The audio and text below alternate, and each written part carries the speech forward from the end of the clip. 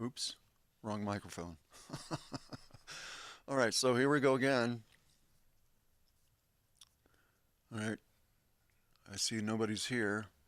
And again, I don't sign in, so I can't see who's actually watching. But I'm assuming somebody's watching.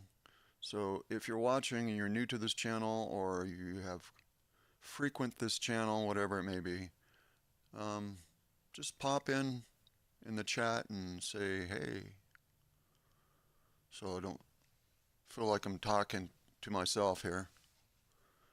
Hence the reason why I don't really want to do videos anymore outside of the production work, even though it may not have seemed to be a whole lot. It was. Um, but I end up talking to myself.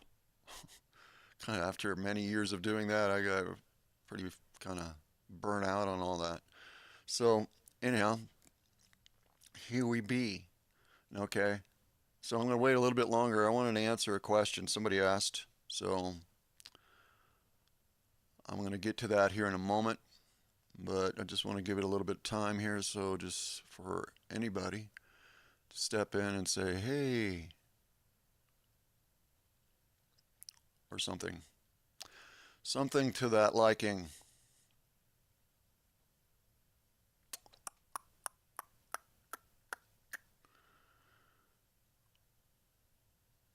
Well, all right. Got to move things forward. All right, so Arena's question, I think it was yesterday or the day before yesterday. Not quite sure. I think it might have been the evening, my evening of Wednesday here in California. So I'm assuming this is a different time zone. Her question is, but why you define future as higher frequency? It also can go backwards and future is lower frequency. Why higher equals future? Okay, so we're talking about oscillation. All right.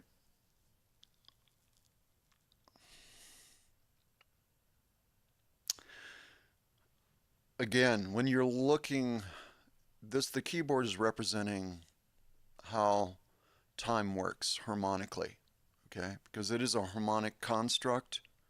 You can identify it this matricy. You can identify it as many different things. However, you can clearly define it as a time matricy, and that being harmonic. When you look at the electromagnetic spectrum, you see light. Light is a movement of frequency, okay? Different colors and hues is an indication of the different wavelength.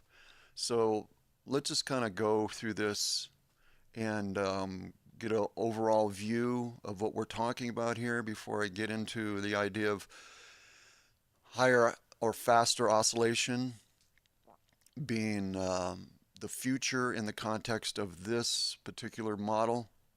Okay, so measurement for light or visible spectrum. Uh, when we measure frequency, we're measuring it in hertz. In this case, we're talking about terahertz, which 1 terahertz equals 1 times 10 to the 12 cycles per second, which is a very quick, fast measurement, if you will. Wavelength, nanometers, that's 1 to the 10 minus 9. And photon energy is measured in electron volts. Don't want to bore you with all that. However, it's important to understand that when we're looking at a time matrix, this being, you know, um, a model for it, the keyboard, okay, we have a fixed arrangement of frequency, okay? The example that I gave last time was let's go to middle C here and just move up chromatically.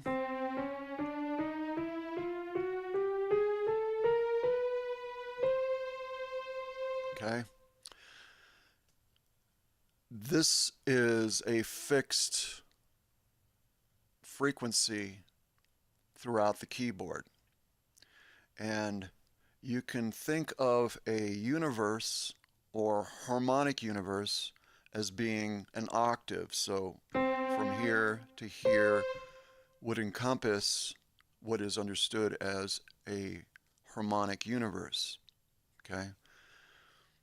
And that harmonic universe is made up of consciousness bands or frequency that we can divide into three different aspects of dimension. Dimension 1, Dimension 2, and Dimension 3, each harmonic universe having three dimensions within it. Okay? Without getting into the technicality of that, which is really not important at this point, we're just going over how time works in relationship to vibration oscillation. Okay, to answer Arena's question. All right. So we have what is referred to as the chromatic scale here as our model that we're using as the keyboard for this. So counting up 1, 2, 3, 4, then 1, 2, 3, 4, and then 1, 2, 3, 4. Making up 12 notes within the octave. And of course, starting over again, which creates a new octave, or a starting point for another octave. In this case, that would be another universe. All right. We have for each 1, 2, 3, 4, dimension 1. Okay, so on and so forth. So 4, 4, 4, making up dimension 1, 2, and 3. That's how we're going to look at this. However, it's important for me to go ahead and say, to be more closer and more accurate, one needs to look between this note and this note, and they will see more frequency, in other words, moving up in increments. So we'll say for here to here, we're going to count from here then 1, 2, 3, 4, which allows us to break it up into 1, 2, 3, 4, 1, 2, 3, 4, 1, 2, 3, 4, 1, 2, 3, 4, up to 36. So 12 times 3, 36. So instead of having 12 here like I'm using, think of 36, because then we start looking at the mechanic relationship with the biology, because it's all part of the same thing. Hopefully I'm not overdoing it here, which I probably am. But the point is that within the structure, it's a fixed structure. So when you look at it from above, what we understand or what we give names to in regard to past, present, future is something that can be observed from an aerial view, so to speak. It's sort of like looking over a forest from above the trees. You can see the layout of it, okay? When outside of this construct, outside of this experience within this field, you can look down within it and see it all happening all at the same time. But at different points of frequency, which is fixed, you can see timelines or occurrences that are taking place. Certain parts in the past, because within the past means the outer worlds, okay? The past is the outer worlds. The inner worlds would be future tense because of the oscillation wavelength, okay? So here in this area, different aspects of the past, you can lock into a very specific frequency that's related, that which is fixed, and go to that time period. Okay? This is one way to be able to accomplish time travel. And it was after I kind of I gleaned this for myself because this is my theory. It was afterwards that I got a story through somebody talking about the way time travel is done with certain beings, okay? And the way I'm explaining it is the way that it's done. They lock into a frequency and then match up to it and be able to pull themselves into that moment so you can be very exact with it. If you have a mapped out aspect of the timeline, then you, with the technology or even within your conscious awareness ability, if you can go out of the body, be there. If you know where you're going, it's about mapping things out, knowing how to get there, knowing what you're doing, why you're doing it, and so on and so forth really helps with the intention. But in this case, we're talking about the idea of technology or being in a craft or whatever and using that as a source by which you can lock into a particular frequency and find yourself within that particular timeline. Okay? So when I'm talking about future as being uh, a higher oscillation or faster, faster is a better word for it because that's what it's doing. The wavelength is becoming shorter. So the Merkaba fields are changing in regard to density of that particular harmonic universe. Okay?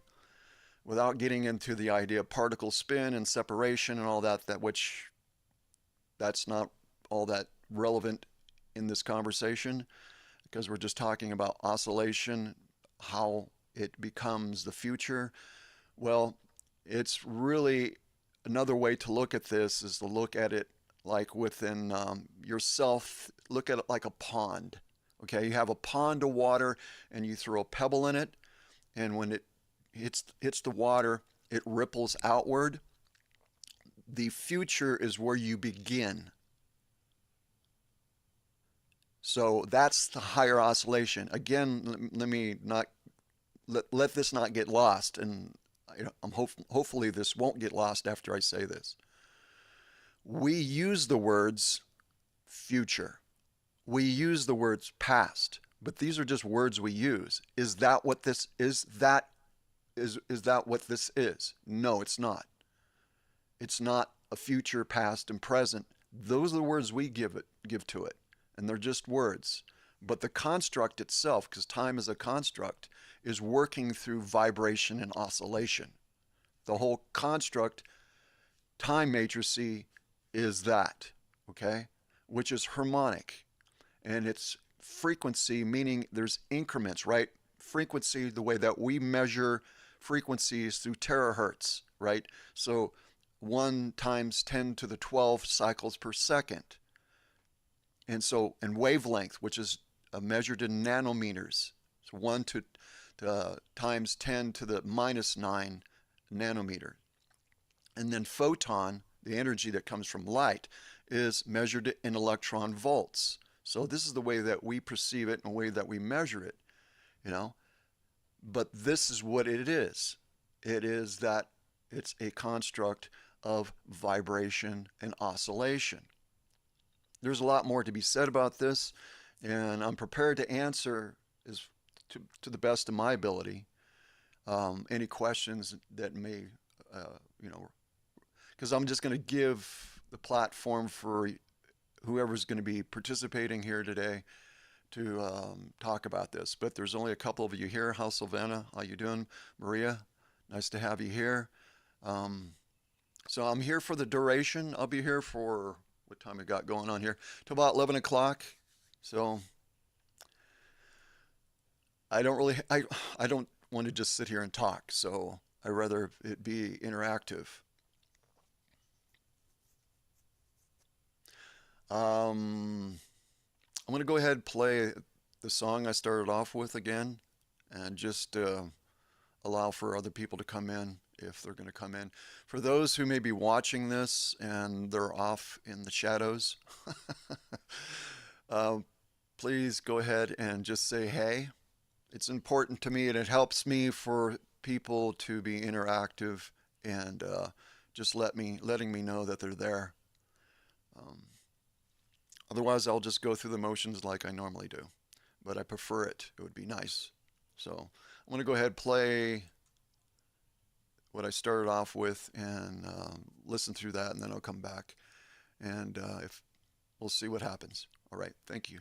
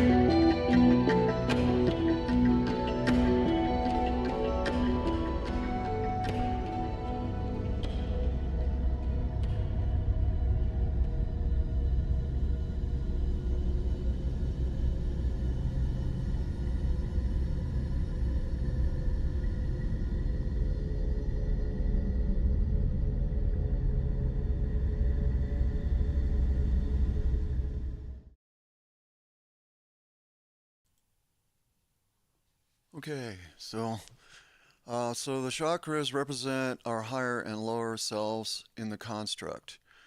Um,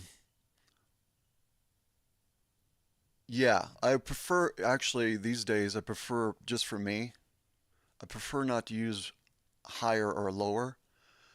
Um, I just rather refer to station of identity because for me, or there's this connotation of higher as being more and lower as being less, you know? So I'd rather just see it as stations of identity because wherever you are at, you are divine.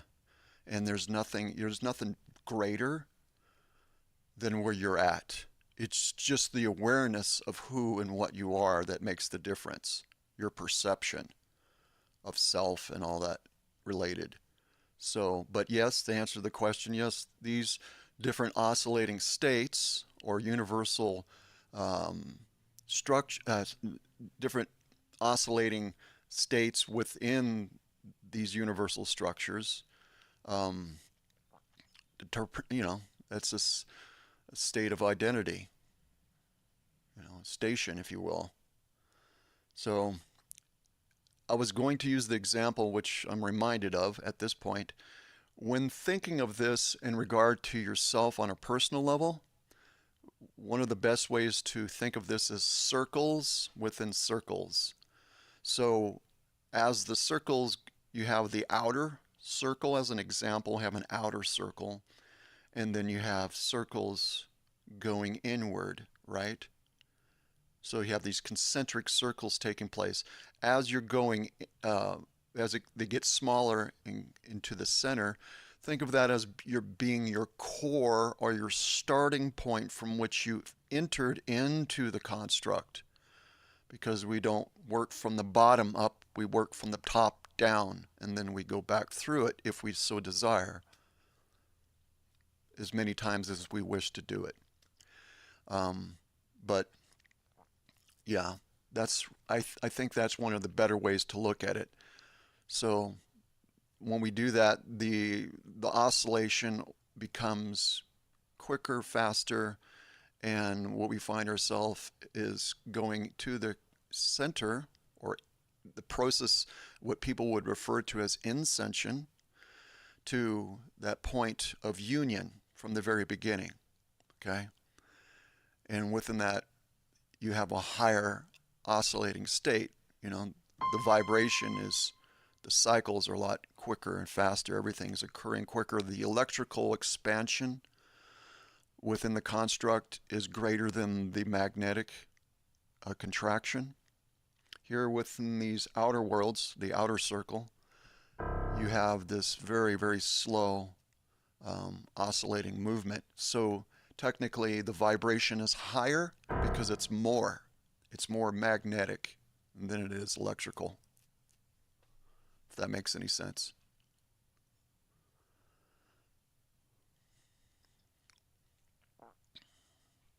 Did that help answer some of the questions here? Because that you're asking, hopefully it did. If not, let me know. Um, I guess we can look at examples like for dimension one, when we're looking at the first dimension or that state of oscillation, because it's all frequency, it's moving either up or down, and that's determining the point within the timeline. Okay, whether what we call past, present, future, whatever.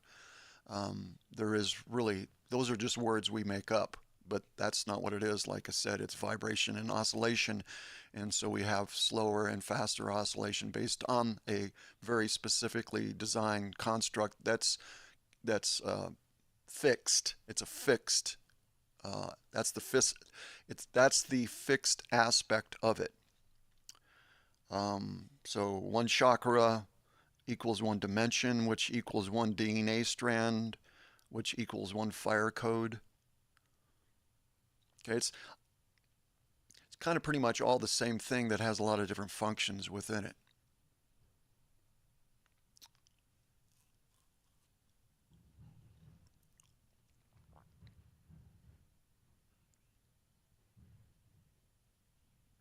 Is there anything else that I may have confused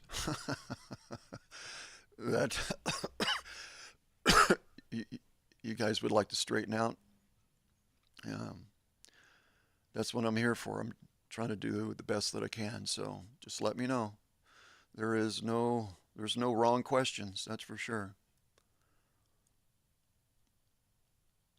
And if I'm able to answer them, then yay for me.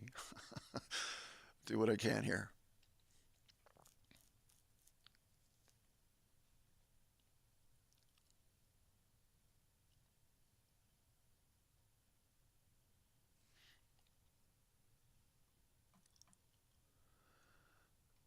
Let me see here.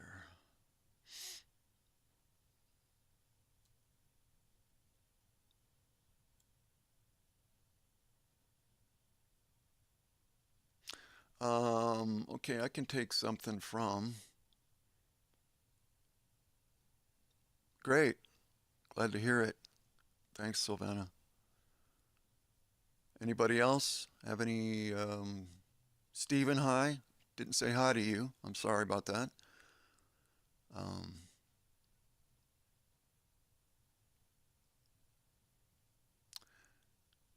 Let me see if I can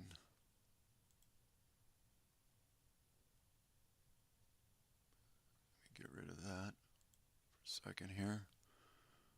Move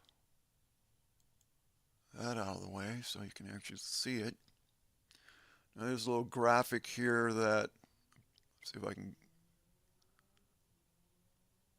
maybe even shrink myself. There we go. Yay. I think that works. I think I'm still there. I'm still there. Anyhow, this is a graphic that goes along with the sound and light techniques course. It's like a work in progress. It helps connect what I've been talking about here. When we're looking at color, where color's frequency. Okay, when you hear the expression or the word frequency spectra, okay, or the word flame, we're talking about frequency. Now it has a visual appearance to it, obviously color, and in actuality, when we're referring to flame, it looks like a flame. Okay, but again, we're talking about vibration and oscillation and the intention within it, because everything's living. This is a consciousness construct. That is probably the most important thing that can be said. And know that you are a sentient God being through which the construct's design facilitates your command. That's not a theory, that's a fact. Hi, Daphne. That's okay. Um, just what we talked about last night. It's just me answering the initial question from Arena. So,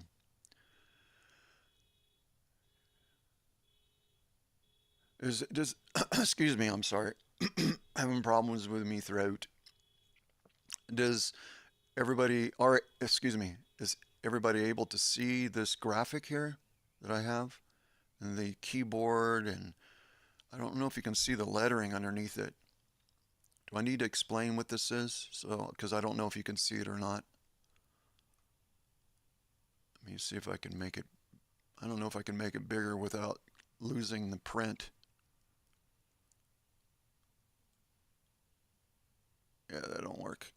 So, if you have a desktop, then I'm sure you can see it, but on a phone, I don't know if you can see this. You can see part of it, that's for sure. So, um, I'll, I don't know if this is relevant or not to anybody's thoughts at this point, but I'll just kind of briefly go over this. Um, so, what we're looking at here is a representation of dimensions up to the seventh dimension. And if you may recognize the colors here, okay? So these are within visual light here, okay? There's a greater spectrum. This is just like a sliver, okay? It's like a very small sliver of what is understood as visual light here. But we recognize these colors, or these colors are to be recognized through the chakra system, okay, here, and also that which extends itself. But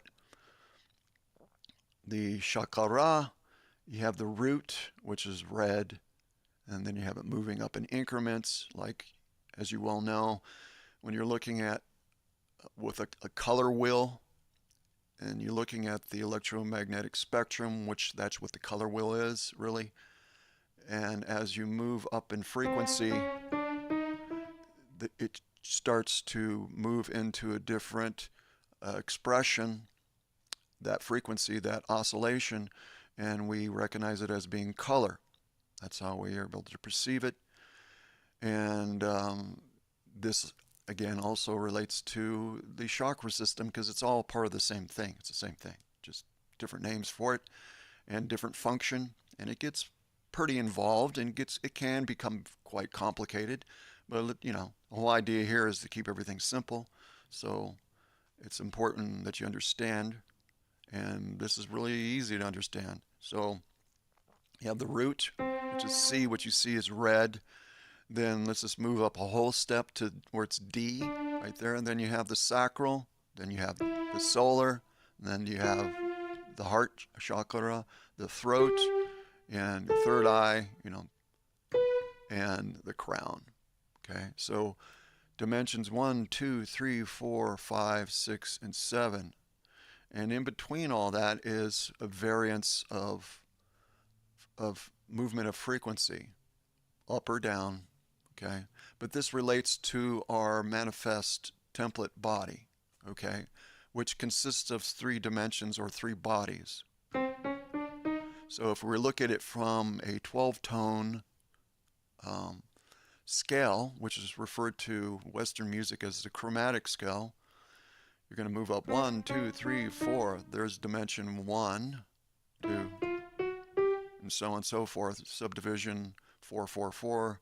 Okay. In actuality, it's 12, 12, 12. Okay. Because when we're looking at DNA, we're seeing 12 magnetic base codes and 12 acceleration codes that makes up the DNA. Okay, it's all frequency, vibration, oscillation, again. And so we have the associated density aspect in regard to these consciousness bands as we would perceive it as physicality. Physicality is not just within the outer worlds. Physicality becomes more prominent as you go inward, okay?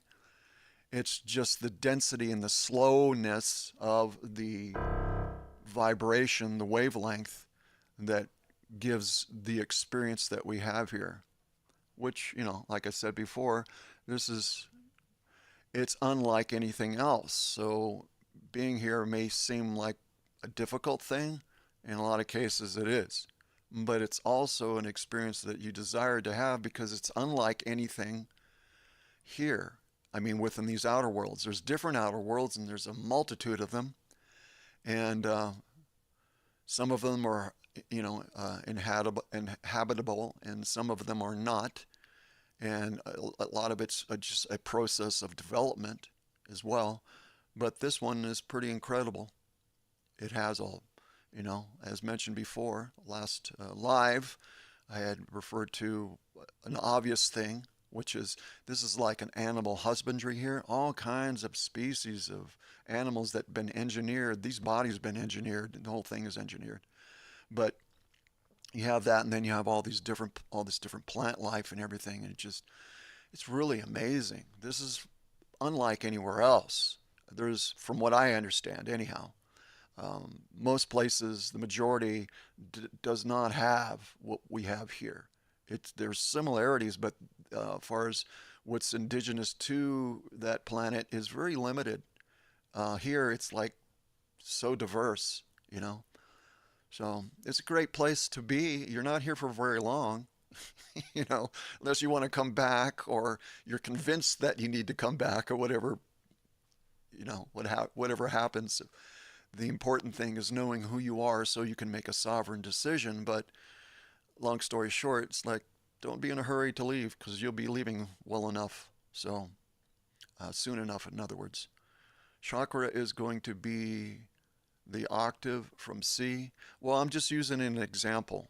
I'm using this as a representation of the time matrix because it is harmonic. And if I had, okay, what would be more accurate if I had a keyboard that had a 36 tone octave keyboard. So from here,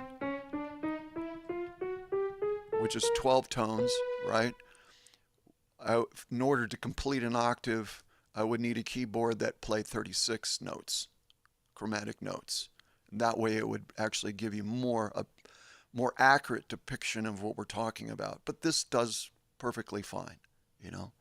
So chakra 8,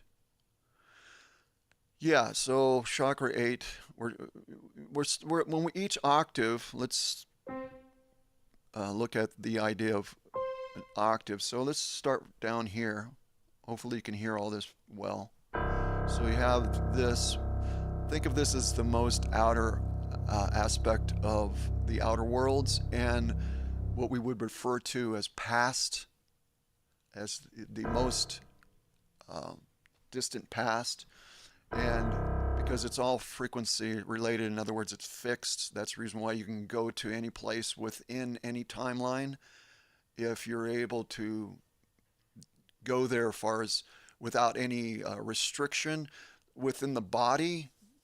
You're probably not going to be able to go anywhere outside of this initial first octave, okay, which is where we reside at, because just the body couldn't accommodate these different densities. A density is a different harmonic universe. Okay, it's not, that word density is used a lot within spiritual communities as being is kind of like interchangeable with dimensions, the word dimension, but that's not really accurate.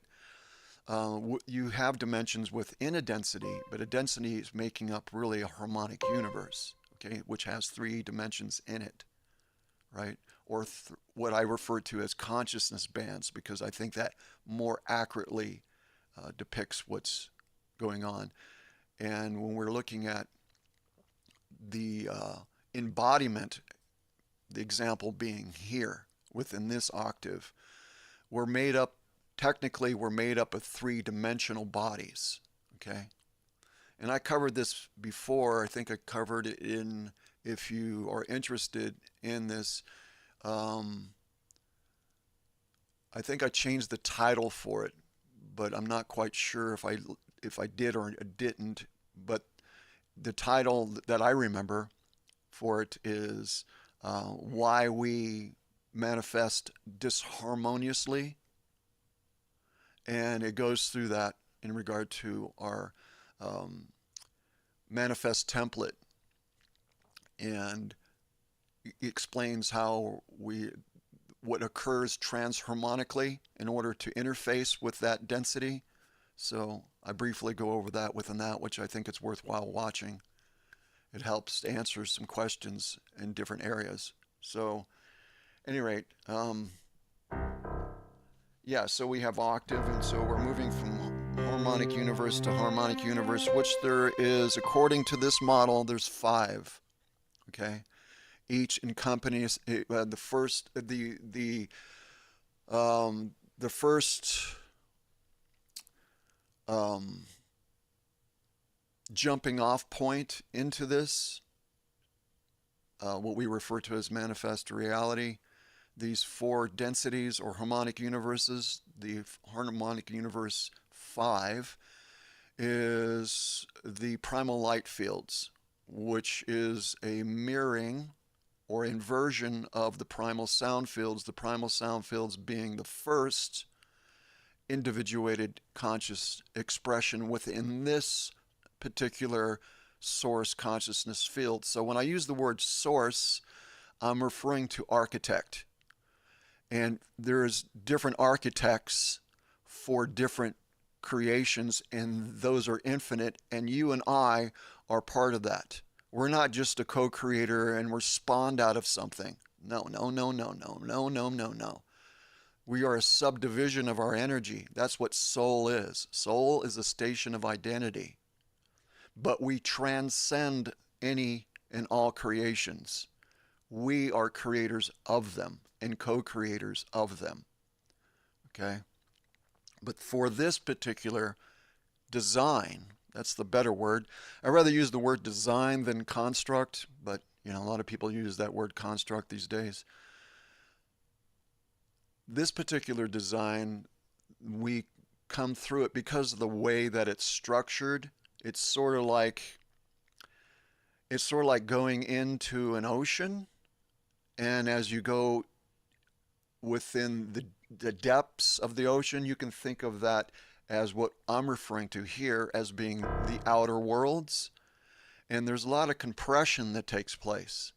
So when you're moving back up through it, it has to be an incremental process, because when you're going into it, in some cases it can be quite the frequency drop, which can be quite intense if you're not used to it. I don't know if you can ever get used to it, but point is that it can be quite traumatic. The experience, it can be like pretty startling because of the intensity of moving into this contracting aspect of vibration. And so as you're moving through this or in the construct, your jumping off point is, and I don't want to lose my train of thought here, going back to the primal light fields, which is an inversion of the first station of identity, or which is a collective aspect of identity, which is in the primal sound fields. Okay, and the primal light fields are also referred to within Keylontic science as the founders, okay, which we are, okay, because it starts from the top and moves down through, and then you come back through it, or whatever you choose to do. It's based on what you had intended when you came into it and you merged with this design.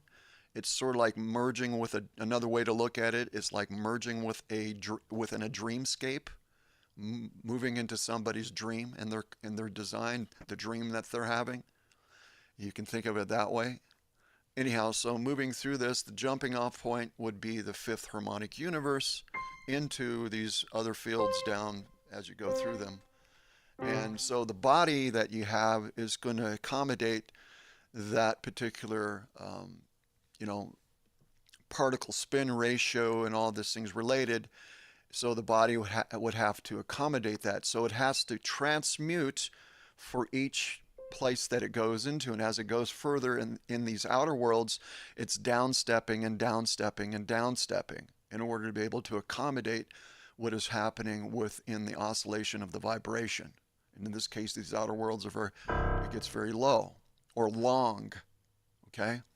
And within Keylontic science, this is referred to as being higher vibration in the lower because it's longer and it's the most predominant.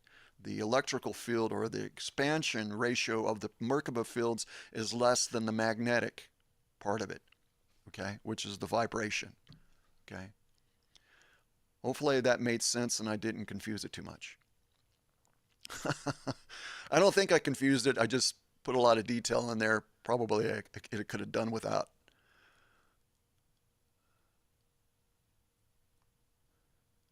Okay, you can see the words. That's cool. I know it can be seen on a desktop, but the phone, I don't know. It depends on how. I know I couldn't see it on my phone, that's for sure. My phone's too small. Anyhow, yeah, I mean, all this stuff is available. I think it's on my website. So if anybody's interested, and they just go in there and they can scroll through the menu and they can run around. They can find the sound and light techniques, and you can go to that page, and there's PDF downloads there as well as just overall information being covered about what those techniques were about, which are my techniques, by the way. I developed those. It's still a work in progress, but quite different from everything else.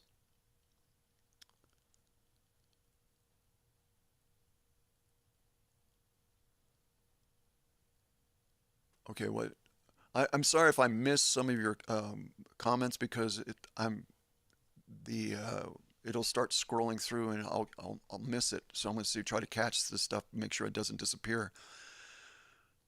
What's the process of your physical body no longer functions? Or yeah, it just in these outer worlds, there is there's an alteration of the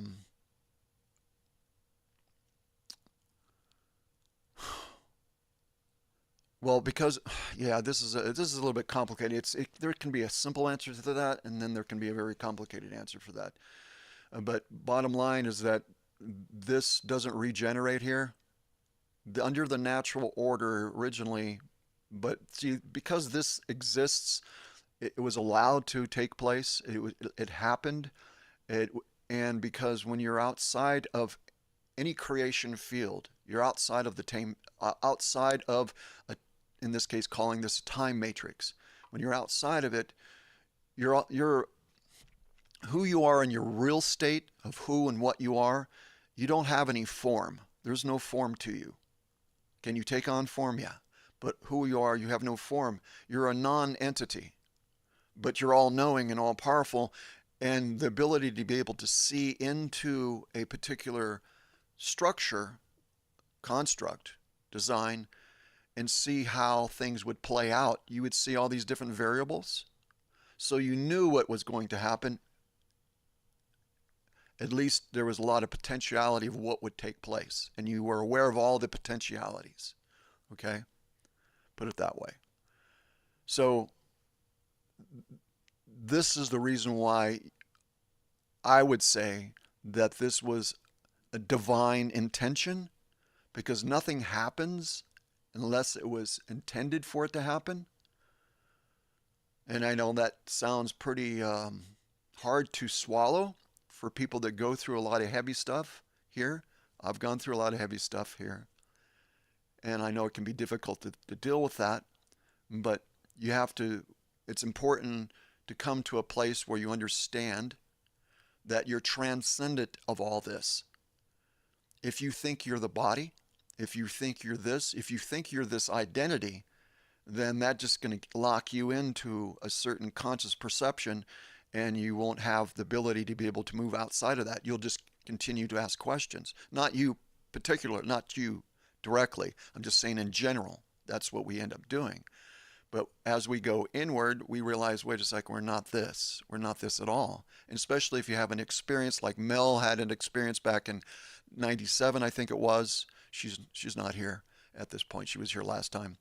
She had what is referred to, or what we call a near-death experience. But there was an expiration of the vessel that she was in, which I prefer to call the interface.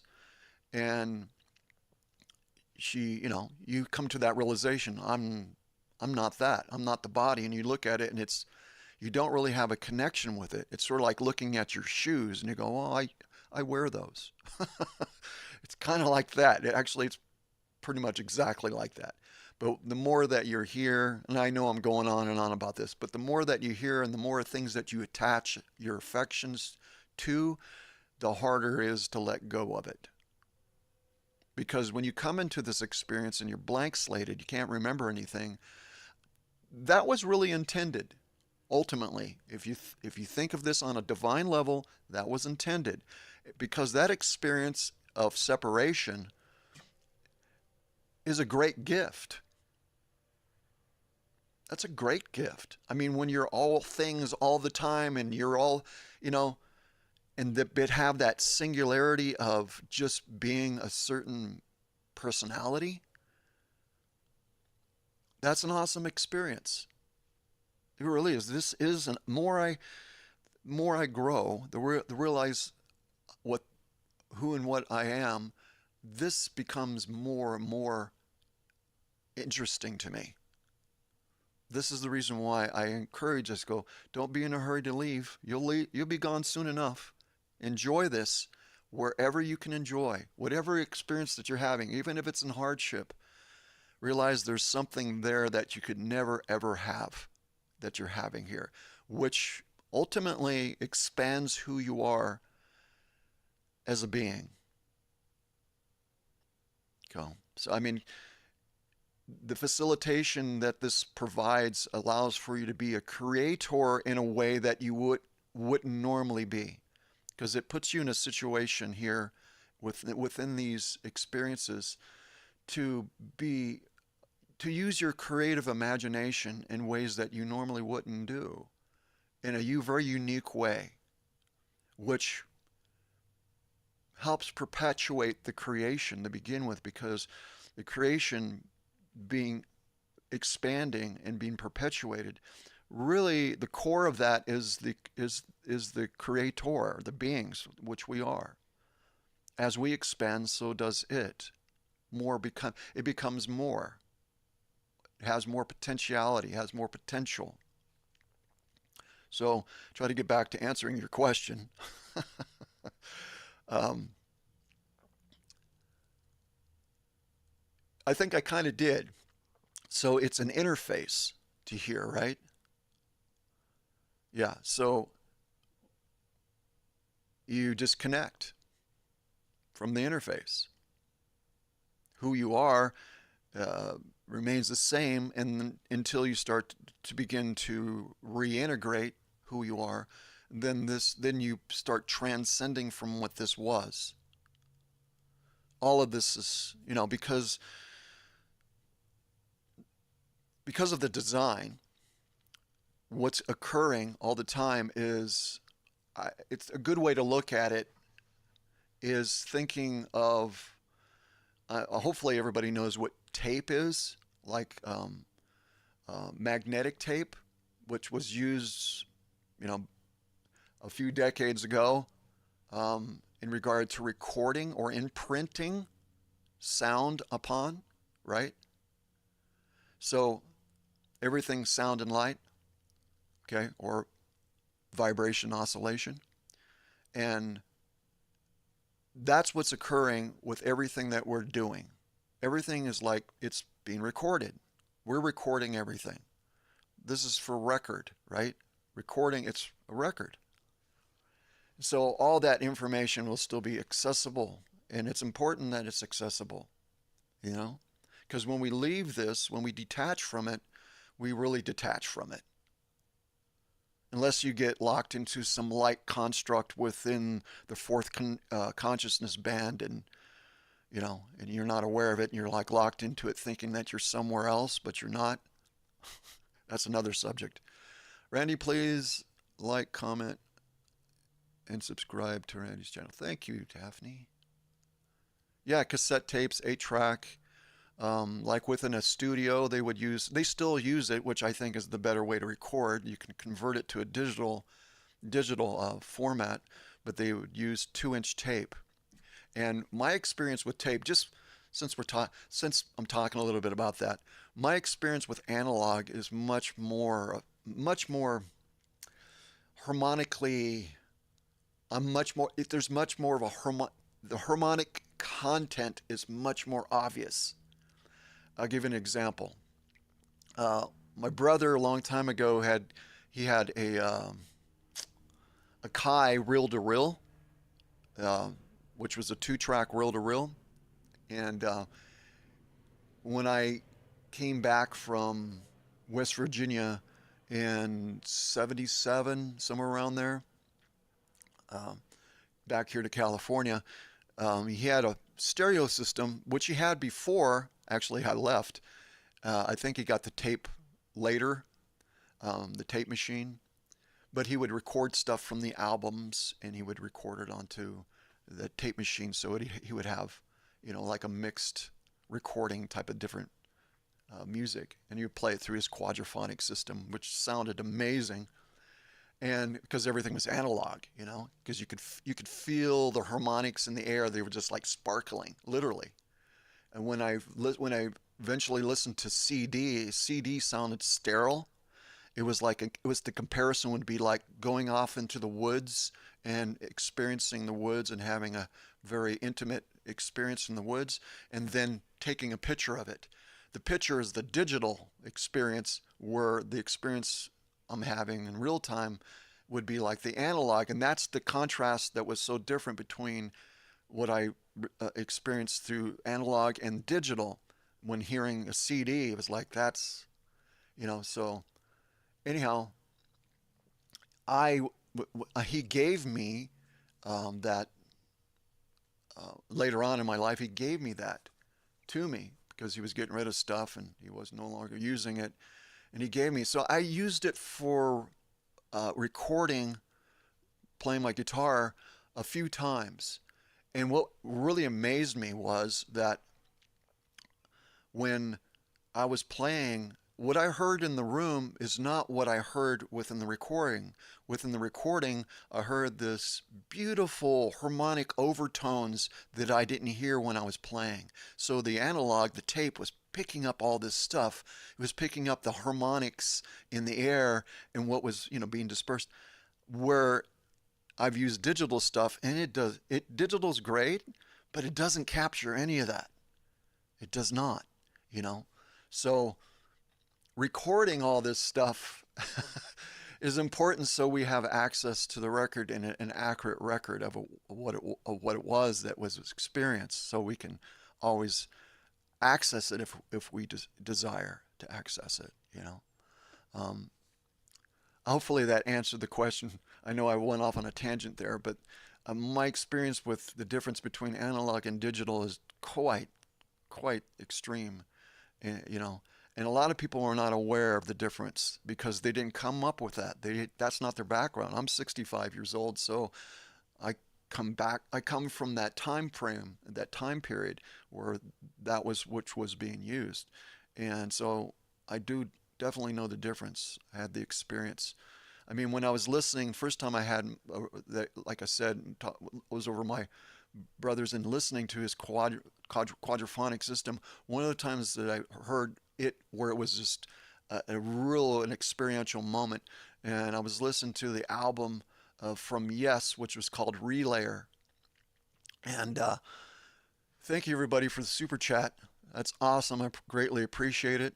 Thank you so much. Thank you everybody. Thank you for being here. I'm just like in the middle of telling stories, so if you don't mind, I'll go ahead and finish up on this. But I just wanted to emphasize the importance, in case anybody's interested, with the difference between analog and the difference between digital. And most of what everybody hears these days is digital, and even the way that one listens to music is there's such a narrow frequency band that's taking place when listening to music, especially through the phone and stuff like that. And it seems so strange to me. It's so strange. And I've had people say, this sounds really thin. And it's like, well, it depends on what you're listening to and how you're listening to it. Like I've recorded some stuff where I had the bass in it where it was very prominent. And I have studio speakers, so I know what it sounds like. And they're flat, meaning they're a flatly balanced frequency speakers, hence the word studio speakers. And have very strong prominent bass within it, and then I would listen to it through the phone, like if I uploaded it to my YouTube channel, and I don't hear any bass, none. And I'm going, where'd it go? It's because there's this narrow band of frequency that's coming through that, and how you're listening to it. And it's the domain. It's the domain. It's not the proper way to experience this stuff. But people have gotten used to it, and they kind of been dialing it in and how they record and everything for it to be there. But it really, it's from my experience, it's greatly lost. Let me go back to my experience with my brothers listening to Yes Relayer album, which was like out of this world type of thing. And I could feel it. I mean, literally feel the harmonics sparkling in the air. It was like tingling. I could feel it. And it was so amazing. It was like being high, but I wasn't high, you know? And but that was the only time that I ever experienced it was through an analog system. Any digital things later, it was all sterile. It was like being in the forest, experiencing the forest and communing within the forest, and then taking a picture of it. The digital domain is the picture, where the analog is the experience. Yeah, so, yeah, thank you so much. Um, what has occurred to me is that I did post within Patreon in regard to the workshop. I was giving time so people could come in for that, and it's been about 3 weeks, I guess now, and I figured it would be better just kind of move things forward because there wasn't enough people coming in the quota that I had set for that, as far as the amount of people to be able to do a group workshop, which would require 2 workshops for each time zone or location, the UK, US, and the US and Canada type of thing, with the option of doing another one for Australia and so on and so forth, because these are quite different from one another in regard to time zone, right? So I was waiting around for that. I haven't been promoting it a whole lot, but it's been out in the public for a while, and I have talked about it here on YouTube and during live streams. And I posted a video about it and everything. So instead of waiting around for anybody to show up, I don't think any more people were going to show up for that. I just made it an option to be able to do one-on-one sessions for it. And I posted that within Patreon this morning. So if anybody would like to, because it's open to the post is a public post. So you can go there and just read that. And if you want to respond to it, you can respond to me privately just by messaging me within Patreon privately, or through my email through which you can find on my website. You know, you go to any video here and on YouTube, and virtually probably 99% of the videos that I have on here has information in the description for each video so that you can be able to link to wherever you want to go. Well, thank you so much, everybody. This has been a really, at least I feel it's been very productive here this morning, and I just want to thank everybody. It's now 11:11 here on the clock on the wall. So if anybody else has anything else they want to talk about or whatever, I want to leave this time open so things can be discussed or whatever. And I'll stay on here for a little bit longer. And yeah, I just want to leave it open for a little bit longer here. And then I have to get off here and do the mundane. So I'm gonna play the song for the second time, or third time rather. I'll go ahead and play that, and then after it's over with, I'll come back and I'll be looking at the chat to see if anybody has anything else they want to say or talk about or question or just, whatever. Okay, so I'll be right back.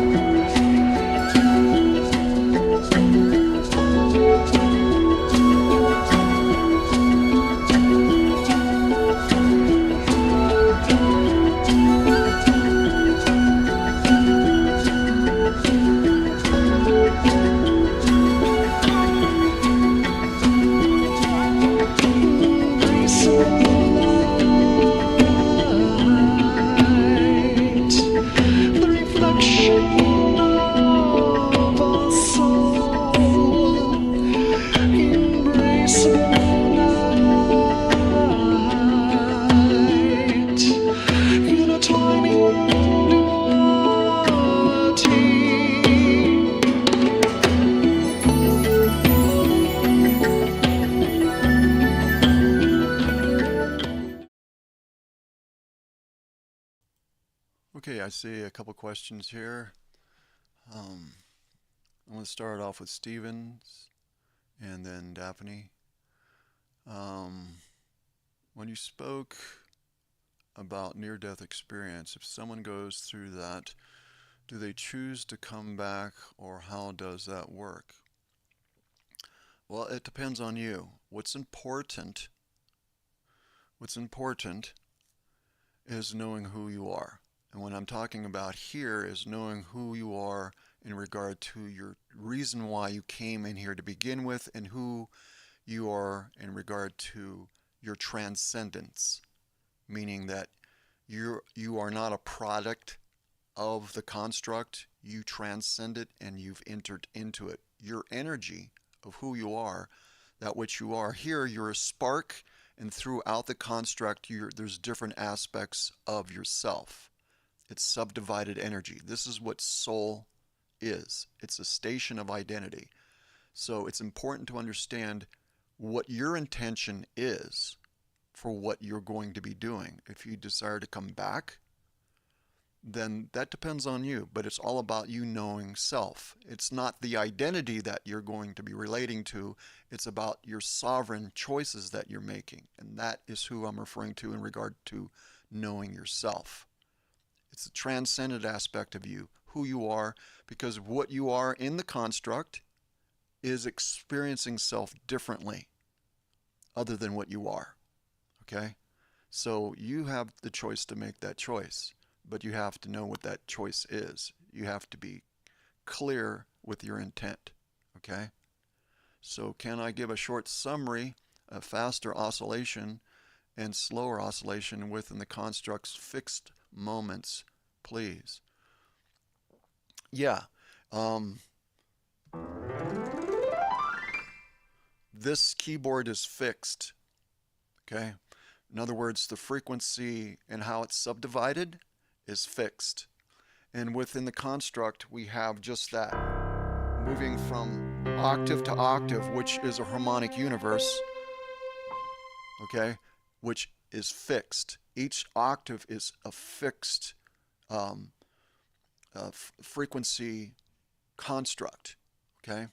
This is the thing about the construct. There's certain things within the construct that's just fixed, okay? And there's other things that are malleable and, you know, we can alter and change through our intent, which is the process of creating within that which is fixed. You know what I mean? So, yeah, this remains fixed. So, as looking at the keyboard, because it's a really great way to see it, because it is a time matrix, and the time matrix is oscillation, vibration, and oscillation. So, when we look at within an octave, we have a subdivision of that octave, which we understand as being layers of the consciousness bands that are within that octave, which is 3 consciousness bands or dimensions. Okay, and these are all, you know, increments of frequency, right? So those increments are set, they're fixed. Just like looking at a color wheel. When you're looking at a color wheel and you see how it moves from one hue of color to the other, well, that's based on the electromagnetic spectrum that we have here, right? Our perception of visual light. So it's moving. As it moves, it's fixed. It's fixed. So from this color, it's going to move through shades of red until it turns into another color, which is different. So it's increments of frequency. So the frequency within the construct design is fixed. So when you are going up into what is referred to faster oscillation, which is really from the being's point of view, is really going inward. These slower oscillating realms is the outer worlds. It's like taking a pebble and throwing it into a pond, and it has that point of entry, and then it ripples out and it expands. And as it ripples out, so does the oscillation slow down. That wave slows down. That's what we have going on here. So that's the perception of past, present, and future. These are terms, again, these are words that we give to this stuff, But in truth, it's really just about vibration and oscillation in regard to being longer or shorter. And that's what we have here, being able to demonstrate it. I think this is the perfect way to communicate this idea. I don't know if that really helped answer your question, but I gave it my best shot. Okay. Daphne. Daphne. Daphne. Um, okay, Galactic High Priestess. Silly question. No, there's no silly questions. No silly questions. They're all good questions. We can we achieve ascension simply through connecting to the God source? We are the God source. Let's make that clear. And without practicing any techniques. Yeah, you can do it through ascension. Okay, there's many ways that you can do it, but you don't really need to do that because you're already that. That's something that's really greatly missed. Your divinity of who you are is no lesser here than it is anywhere else. You're having this experience here because you desired to be here. One way or the other, you ended up here because you intended to end up here. Okay? So, my encouragement is just to take advantage of everything and work through joy, love, and expressing yourself in the way that comes natural to you. Be yourself, be authentic, and just love the experience, enjoy it. You know, it's really it's this is a great thing being able to experience this. There's nothing like it. So, uh, Sylvana Patrick, I feel numb. I'm not feeling any shift like many are. You don't need to feel a shift. You don't need to feel anything other than what you want to feel. And I think just being yourself, Sylvana, and just finding your joy, your joy, your joy, your joy, okay, your love, finding your joy, the things that you like to do, things that you like to experience, and just letting go of everything else. Just let go of it. We can be in the motion of doing things, but we can also be in the process of letting go. And then when we let go, it allows things to open up within us so that our true desire, like for myself, I just myself an example. As I continue to do that, I reconnect to the time when I first came into this incarnation, where I was more open and free to experience things, and things were a wonder, and see the beauty in the things that over time became like you didn't even give it a second look. Like I can walk up to the tree and just stare at the bark now and just look at the bark. And this is something that I did when I was within early in this incarnation. I would just stare at stuff and just stare at it and just be mesmerized by it. The wonder of it. It just I think there's a great liberty within that. And we all have that potential to be able to allow that to come back through us. It's a lot of the things in this life squeeze that out. And my encouragement to you is let those things that was squeezing those things out of you, let it go. However you're able to do that. And remember, somewhere down the line, you intended to be here, and you're not going to be here for very much longer. I mean, these lifespans here, for this interface here, very short, like a blink of an eye. It's like a blink of an eye. Boom, gone.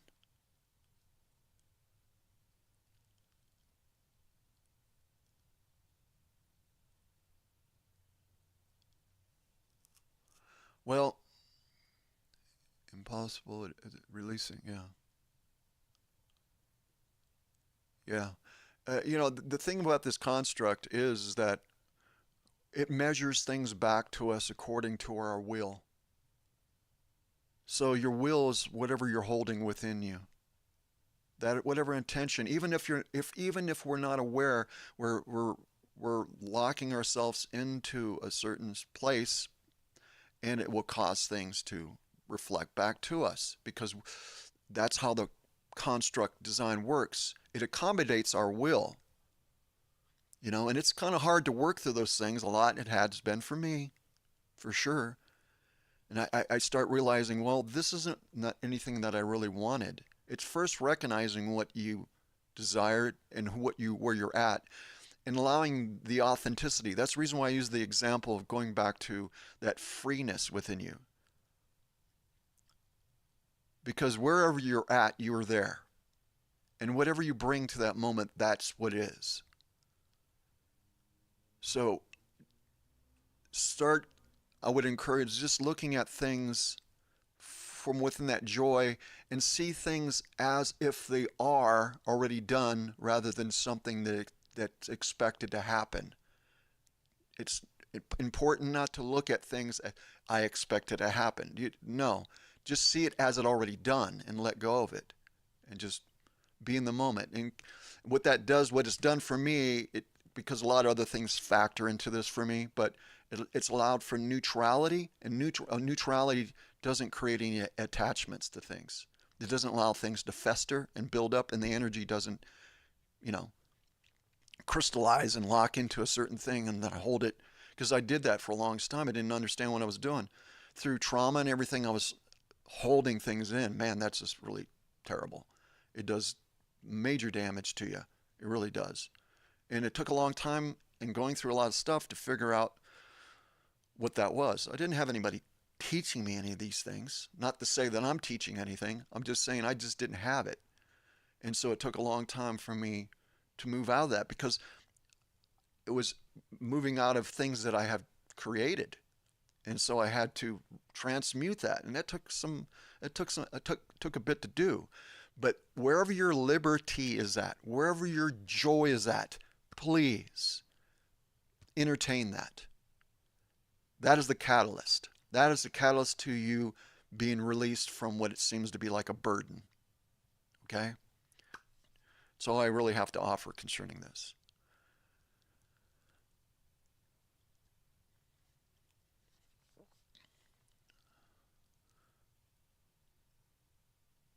Yeah. It's not easy here, but it's this amazing place. It's not easy. It's roots. A lot of it's like you can call it crazy, but it's crazy and it's beautiful. It's insane and it's miraculous. And it's okay to look at it from both perspectives.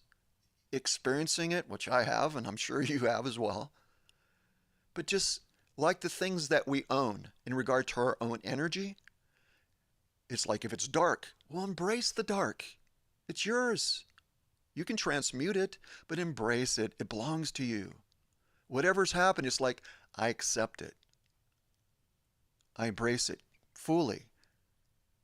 Like, a child, your child or whatever, that's like, it would do just some crazy, crazy things, but because of your love for it, you just like, I'll never stop loving you. It's just not possible. I can't stop.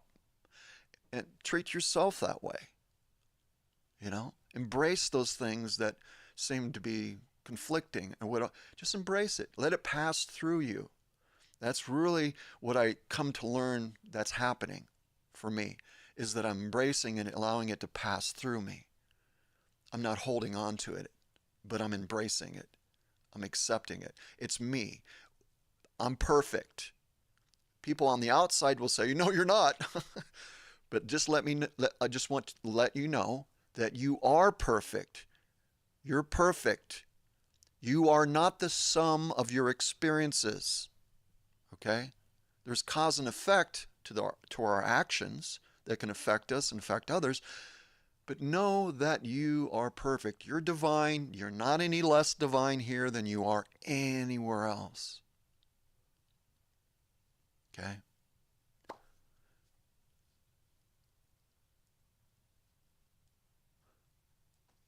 Yeah, I like to be able to see those up close, Daphne. Daphne. Daphne.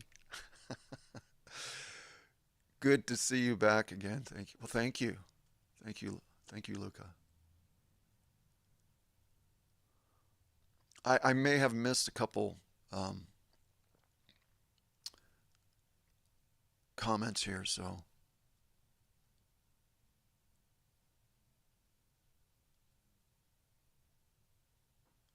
awesome.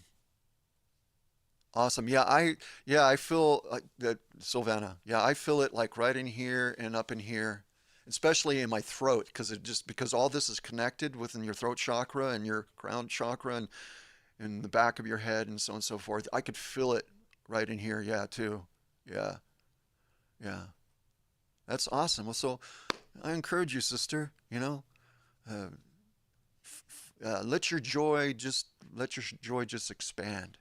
You know, that's you. You know, it, it, we don't need to get any permission for being ourselves. Okay, we don't need anybody necessarily coming along and saying, "Oh, you can do that." No, those things are a given, right? They're a given. To be yourself, you don't need permission to do that. You know, because your true self is kind, it's loving, it's balanced, but it's also temperamental within this body. It is all those different things. Okay, it's the whole spectrum. But in authenticity,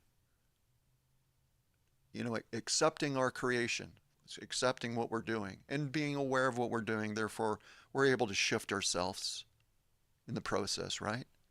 And we're able to bring ourselves right into balance. We don't need to be too high. We don't need to be too low. We just need to be right where we need to be. You know what I mean? So being here is important because we intended to be here. So let us be here. Okay? Let's be present.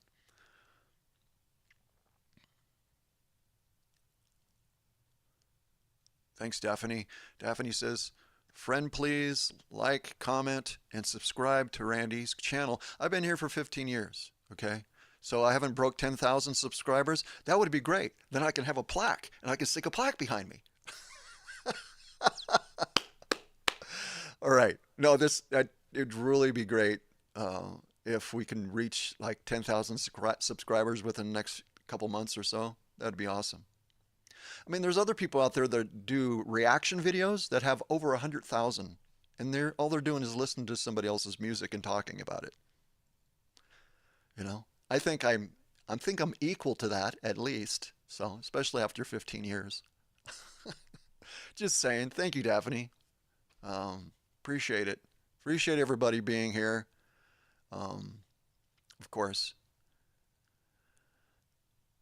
Yes, embracing and allowing it to flow. Yeah, just let it go through you. It's like, it's all good. It's easy. It becomes we don't have when we allow that, when we do that, or we get into the practice of doing that, we, one quick realizes that there's no burden because there's no burden with any of that. It's like when we attach to things like we have to do this, we have to do that. It's like, okay, this is something that I'm required to do, but I'm not going to stress myself out for it.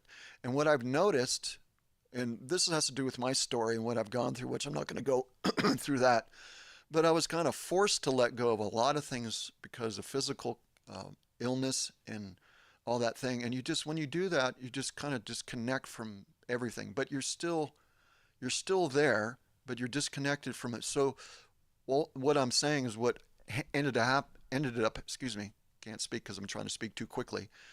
What ended up happening is that I went into this neutral state, and I still find myself there. It's easy for me to drop back into that neutral state, where then those things just pass through, you know.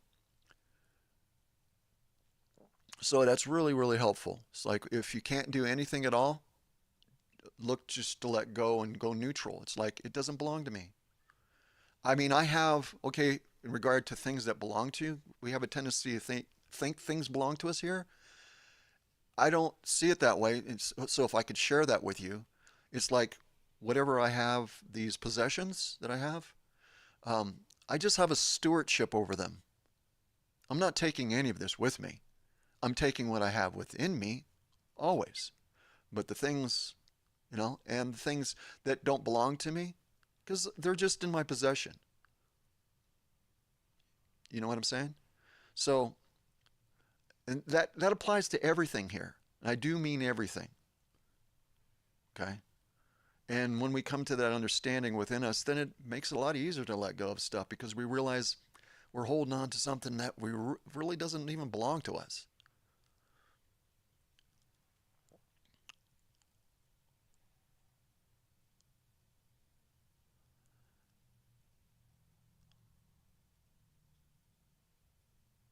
Yeah, thanks for commenting and having a discussion there in the chat. I'm sorry I haven't been able to read all of it because you guys are going, you're kind of commenting a lot, which is very exciting for me to see. I'm glad that it's moving and scrolling. That's nice. Um, yeah, yeah. It's another way to look at it is it's a big composition that's playing itself out that's really never finished. Very a musical composition that's going on. It goes into dissonance. It moves into dissonance, then it resolves in consonance, and just keeps doing that. Yeah, just huge symphonic movement. That's us.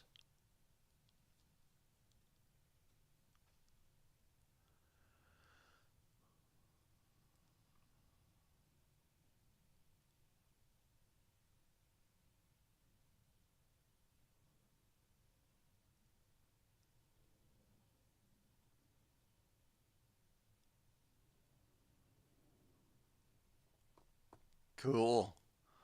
All right, folks. Do you want to stay here a little bit longer? Is there anything else I can do outside of do what I've been doing?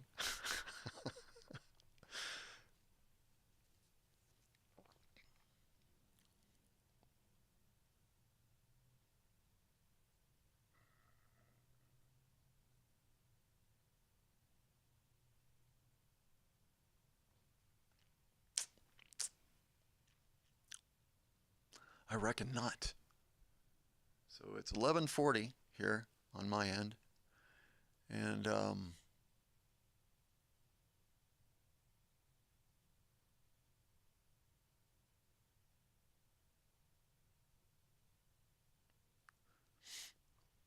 does anybody else have anything more to add to what has been discussed here today? Just a comment, anything? Um, Thanks, Randy. Can you cartwheel? I'm not very good with cartwheels, especially at this age. So we don't want to have any broken bones going on here. I'm assuming you're asking me if I could cartwheel. The answer to that would be no.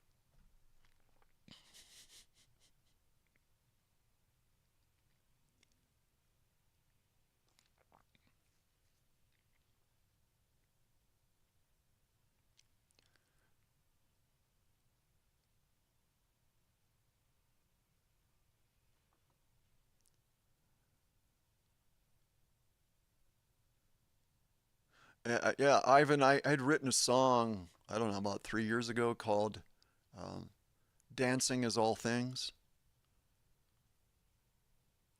And unfortunately, I forgot the music because it was pretty involved. And I never recorded it. Like a lot of songs I haven't done, I haven't recorded them. So if I haven't played them for a while, especially if they're rather intricate, and that particular song was because it was a whole lot of broken chords and there's quite a few chords in it. And so I forgot. Maybe it'll come back to me someday. It's still there. I just can't access it. But that was a really cool tune. I really like that song. I like the lyrics of it. Maybe I'll rewrite it and using those lyrics.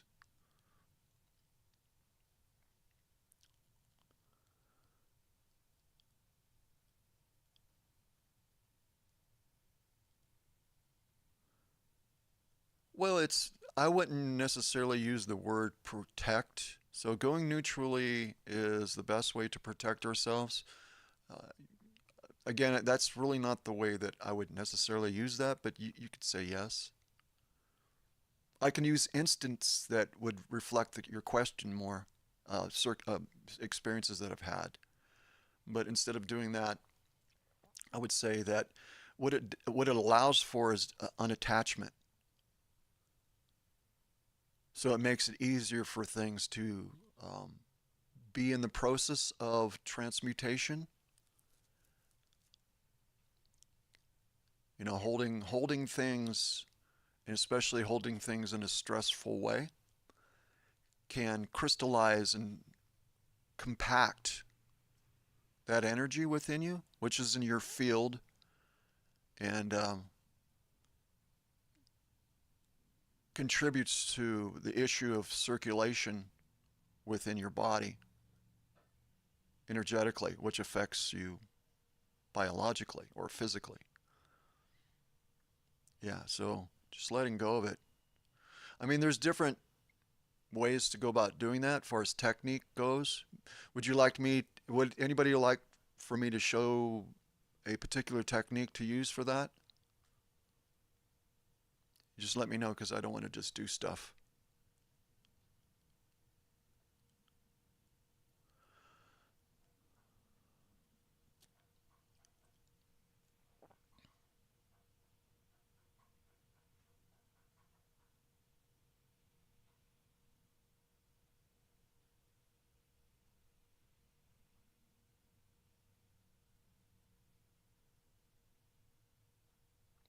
Oh, Stephen, yeah, it's just the perception of how we, um, experience the idea of what we refer to as being linear movement of time.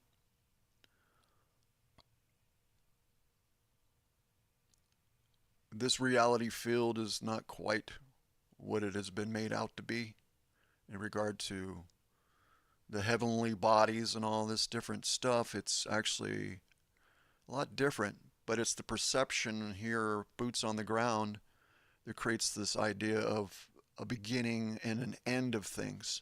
So within a linear fashion, you know, that experience allows for different ways to measure what we would measure, calendars and whatever.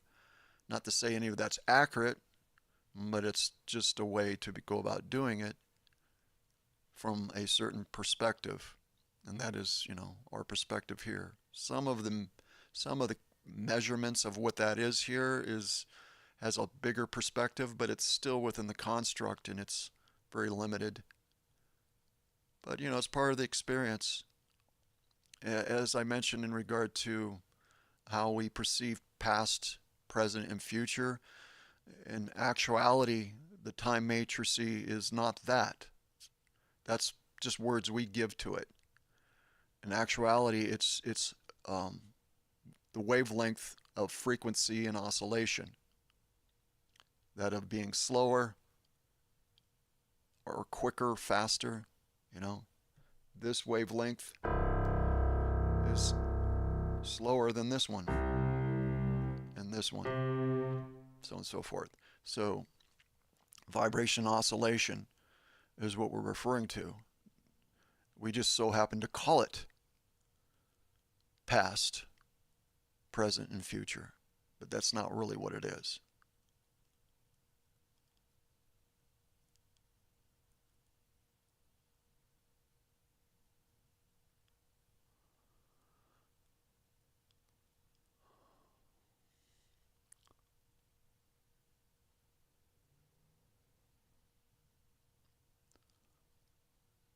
We have some dancers. Salsa, rumba. Ooh, here we go. Samba. Cool. I like to watch or play the music.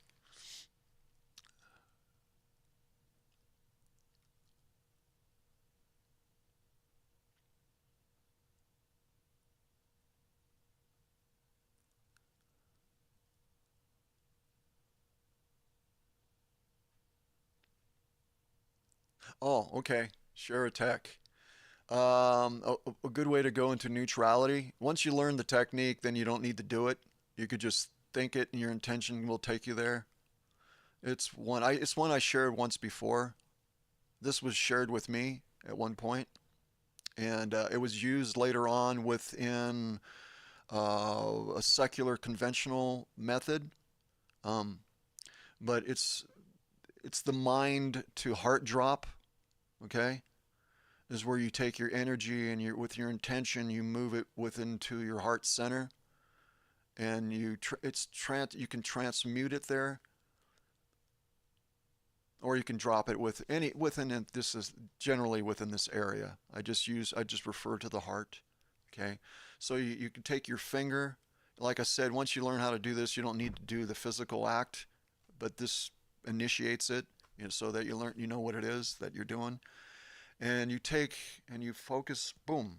If you're going through if you're spinning, thinking about stuff, that you probably can't seem to get out of your head, and you're just kind of like stressed, just take your index finger, touch it to your forehead. And what this is doing is that you're giving your attention to this, what's going on energetically. And then you through your act, which is to take it and start tapping on your nose, off your lips, on your chin, down, and count. As you do, you can count. You don't have to, but you can count and move the energy down into this area. That's a command. Okay? So your intention has to be clear with what you're doing, and then you touch yourself, and as soon as you touch yourself, you're beginning the command, right? Right. As soon as you touch yourself, you're beginning the command, taking that energy and counting 10, 9, 8, whatever. Or you could just think of it like as think of it like an elevator dropping from one floor to the other, just moving. So this incremental movement of energy, of that mind energy, just going all over the place and bringing it down into your heart, bringing it into this area, and then going into a place of peace. It's kind of interesting because it'll once you do that with that conviction of bringing it kind of does it itself. But especially if you're aware of what's happening, it can make it a lot stronger. But it doesn't take long to do that. And like I said, once you get familiar with it, you don't really need to do the finger thing. You can just do it in your mind. You can just say, take a breath, breathe in, and with that long, drawn out breath, feel it dropping. It's pretty easy. You can do it anywhere. That's the cool thing about it.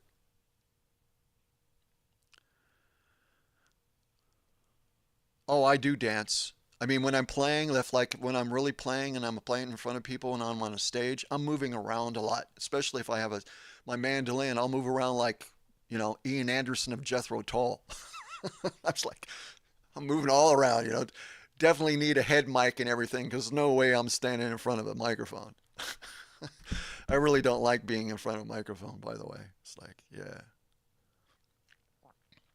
Yeah, that for the video from the Zeta Seals, I brought that technique into there. It's an easy technique to use. Yeah. Yeah, it's easy to remember how to do it too. Like I said, once you know what it is, you can just breathe. Just take a deep breath and exhale and feel it drop into your heart. Do it a few times if you need to do it a few times, but either way, yeah, it works pretty quickly. All right.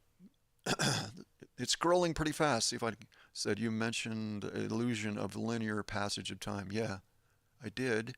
Um, okay, Zeta Sil. So you have illusion of birth and yeah. Well, the whole thing is real experience.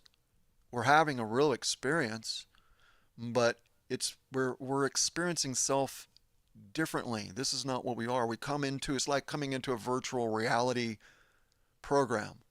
And so we're experiencing ourselves through it. We become the hologram. So therefore the experience is 100% real.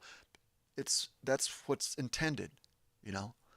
But after we leave it, we see things for what it really is. But while we're in it, it's okay to be this because that's the reason why you came. So, yeah.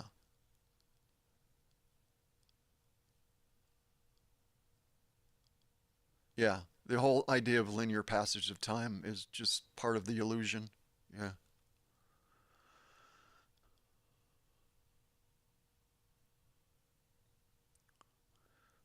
Well, no, it's not an insert. It's a transharmonic interfacing um, aspect of self into the field, which is done through the manifest template, which is referred to as Githara grid, and you trans you're transharmonically moving into the field through that. It's intended, it's like putting on. This is a cheap way to look at it, but it's like putting on a helmet or whatever and glasses and going into a virtual state. All the parameters and everything, and the experience is 100% real.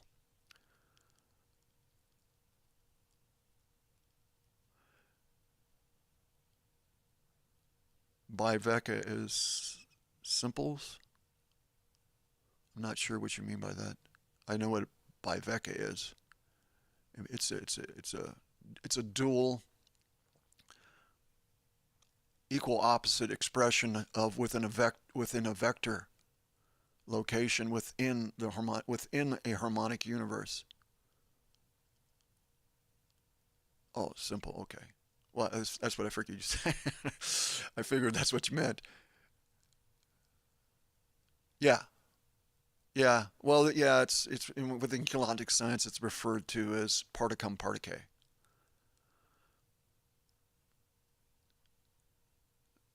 It's reference to flashing on and flashing off. It's like honestly, it's very much like a computer system program. It's holographic, so it's like being in a program. I noticed the thing in regard to the command that you have and how the particle facilitates your command, or the code facilitates your command. I noticed that to be a program, you know, going out the gate. But the difference is it's not a static program. It's a living consciousness. And that's the difference.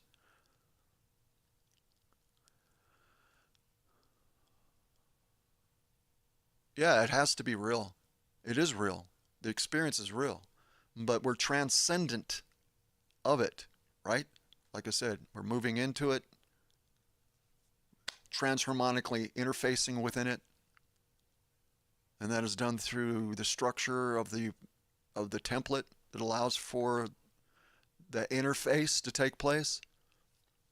It gets more complicated than that, but it's quite simple. Actually, I'd rather look at the simple part of it. I can look at both, but what's the point? When you become consciousness, I've been saying this for a long time, consciousness is part of the construct. It's part of the operating system. I've been saying that for a very long time. Because what you are outside of this transcends any definition of what you are. I try to summarize it by saying you are a formless non-entity, all-knowing, all-powerful, but that's as far as I can go with it. Well, you come into each reality field wherever you go into, and you incarnate within that, and the body that you have, it represents that particular field's density.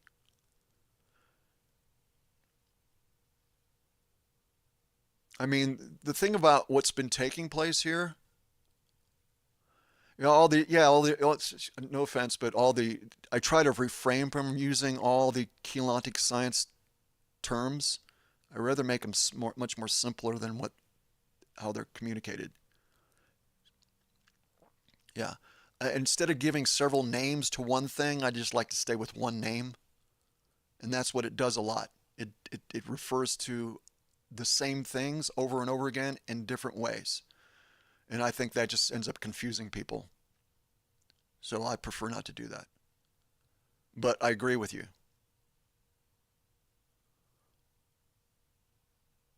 Yeah, different locations. And it's not death. I know we use those terms, but there's no such thing as death. It's like if you took off your shoes, you wouldn't think that your shoes died, did you? Just saying.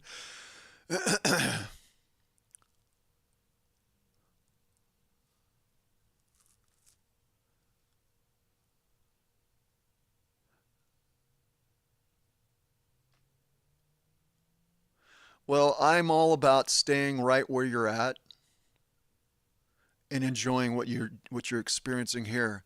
All these things we've known. They had different names, they had different meaning, but all this stuff we've known, if all of us have known. But we didn't come here to know those things. We came here not to know those things. Seriously. We came here for separation. And to go back to what I said earlier, everything that we see unfolding and things changing, and some of it seems to be quite dramatic and intense and hard to deal with, and just crazy perhaps even. But on a divine level, we're aware of all that, that the possibilities and potentialities of where things would go because of the way this is designed. This particular experiential field, this consciousness field, has a lot of potentialities in the direction that it can go because of the options to choose far left or far right. But we were aware of all this. We are not this. We're experiencing ourselves as this.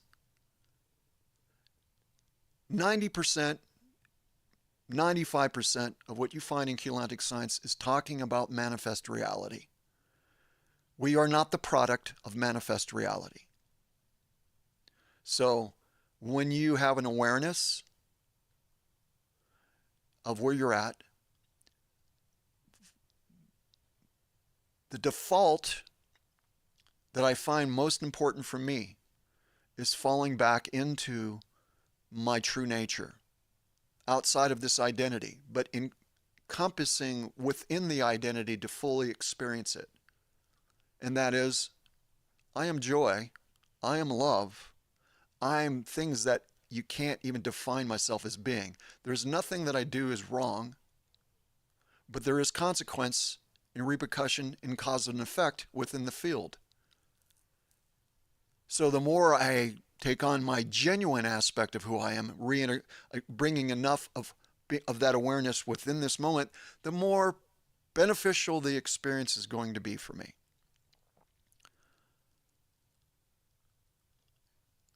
Yeah, dreamscape. It's like entering into a dream. There's a lot of ways to describe it, for sure. And I've done that in the past. I actually about 10 years ago, whatever, I talked in depth about this. It had nothing to do with Keylontic science. Keylontic science only came by for the last 5 years or whatever. But I knew a lot of stuff way before Keylontic science ever showed up. I experienced it. Most of the experiences took place when I was bedridden. I had no exposure to anybody, just me, myself, and I. And my awareness within the universe and my transcendence of it. The transcendence of the creation. It's a huge thing.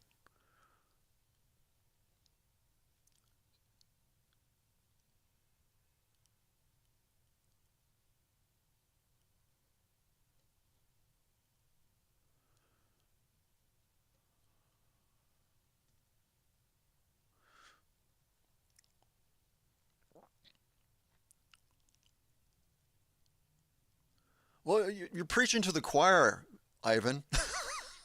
I don't know what you're doing there. It's fine. You can go ahead and, you know, espouse all you wish. That's great. But I think if you do say something, you probably would be a good idea to allow somebody else to come in and comment if they're going to comment. Yeah, you're kind of repeating yourself too, just to let you know.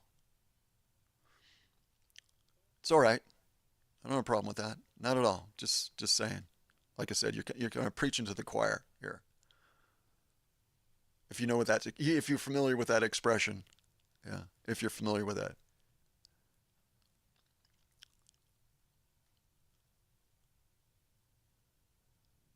yeah. Again, no, you don't have to be sorry. Don't be sorry. Please don't do that. You don't need to be sorry about anything. Um, I think it's just more important. This is where I've come full circle a few times, you know, in this life. And I go back to when I was you know, 6 years old, when I was 5 years old, and mainly about 6 years old is where I kind of found myself in the things that I loved, things in most of those experiences that I would create for myself were me being alone, but with nature. I loved the animals, bugs, plants, everything. I was just so interested in it. I would hide in it, you know? And it was just such a joyful experience with me. And I would just be like, all giddy, bouncing around in the field, because everything was just so, I was so excited about it. It was just a love fest for me. And I go, that's me. It's not because I was a child, because some of my experiences that I've had, like going back to when I fell out of the crib at 6 months old, in different moments, I've gone back and be able to relive those moments. And one thing that stays the same is that who I am is always the same and has always been the same. My true nature, I've always been the same. I don't need to change, I'm perfect. But being able to go back to those places where that joy is and that freedom within you to be able to express that without needing approval is the reason why I'm here. I'm doing it like a singular separation from everything, but also connected. And it's such a wonderful experience that I have, and being able to go back and relive that and say, that's me. I want to do that now. I'll be doing it in a different way. There's more things I can add to the list now, which also includes some of the very hardest, difficult experiences that I've had. They're all mine. They all belong to me. Or should I say, they're all things that have happened and that I accept and embrace. And I get more from that. Of course, in hindsight, going through a lot of trauma and everything is easier when you come out on the other end rather than when you're going through it, right? But the bottom line of what I'm trying to communicate here is that that's what is most important to me. My intention, my moment that I'm in, that now, the place of now that I'm at, right here, talking to you. This is the most important thing I could ever do, is right now, right? And I try to share that as I begin to reintegrate that and come back to that, you know, to encourage others, you know, because just imagine if we are all doing that at the same time. We would literally change the whole entire construct in the way that things are designed to accommodate that intention. I think that's a pretty amazing thing because, in truth, when we're able to reintegrate that back to ourselves and say, "Boy, that's mine. That's me." Once we really accept that and just let it happen, and that's a process, right? Then it's easy. Because the more that we do that, because that's our authentic self, the easier that it becomes because we're letting loose of any of these other things that are really just other things, which are fine because those things allow us to be able to go back to ourselves, you know. It's all part of the experience. Okay.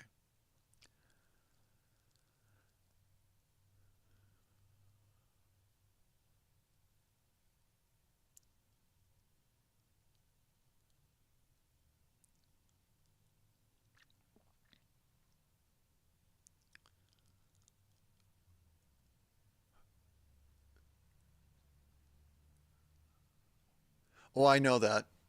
Um,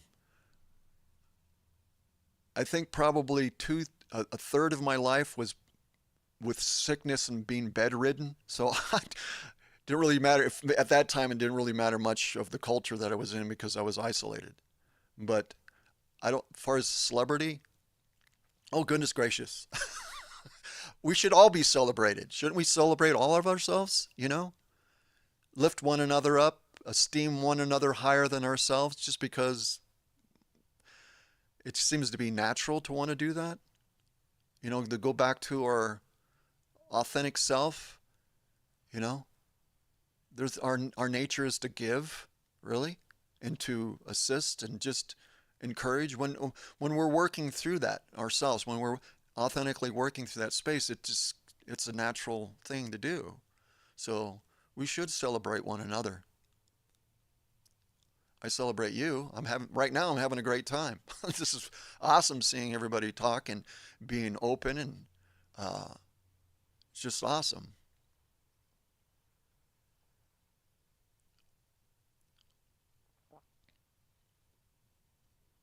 Oh yeah, you want to talk about that?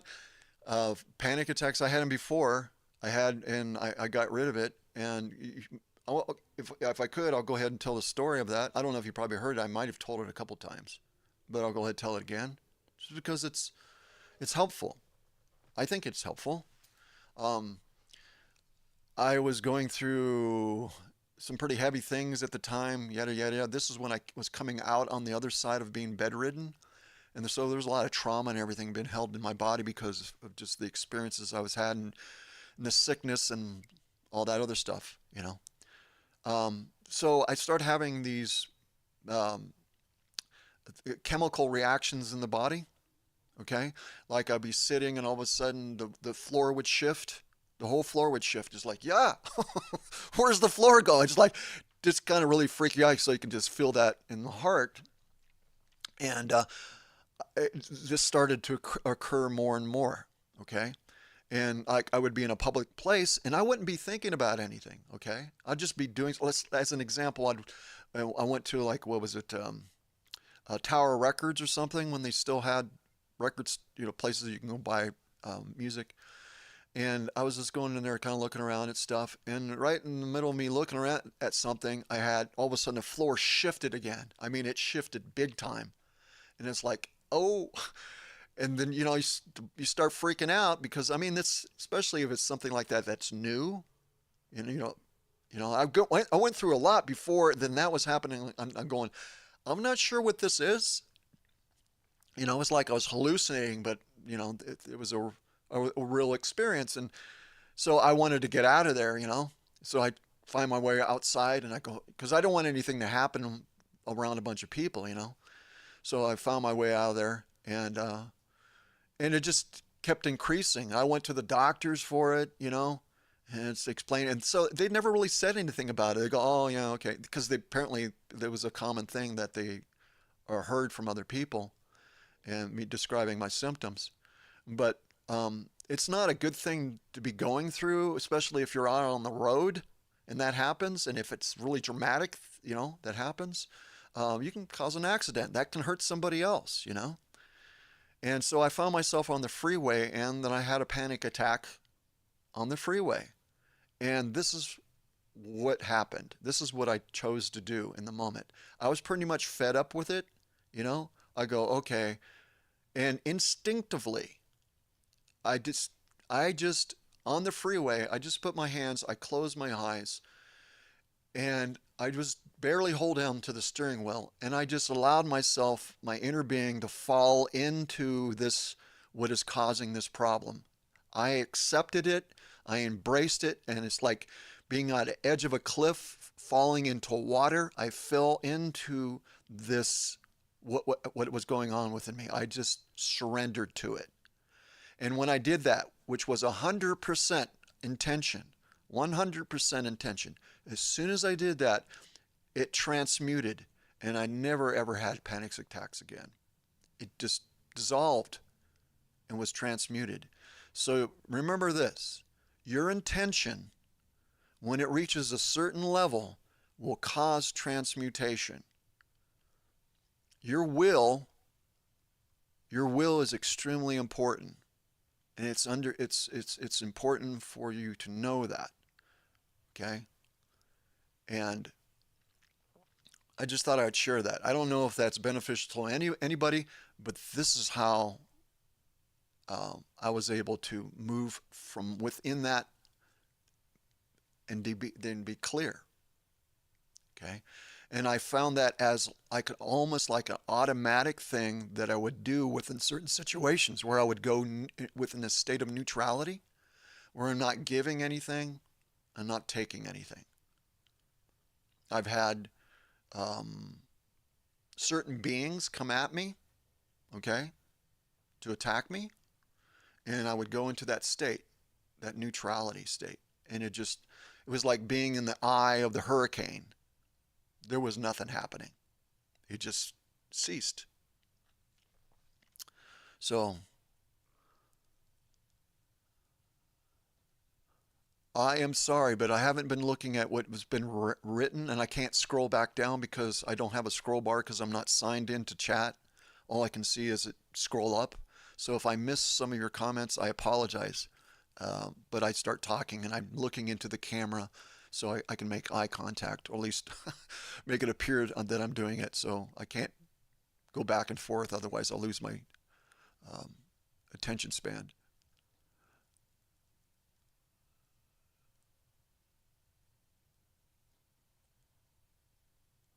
Well, I'm sorry to hear that, brother. I've been through a lot myself, being bedridden twice. And first time was a very long time, and I experienced a lot of trauma, relived a lot of stuff that I probably should have died, should have a heart attack when I was living some of the stuff that I was reliving. But you know, your timeline for what you have to do here, your time is set for these incarnations. So I should have been gone. If you look at it from the outside, for myself, I should have been gone, but I'm still here because time wasn't, so to speak, time wasn't up. You know, so take take joy. Oh, it's September 11th. See, that's one day away from me. I'm September 12th. Virgo.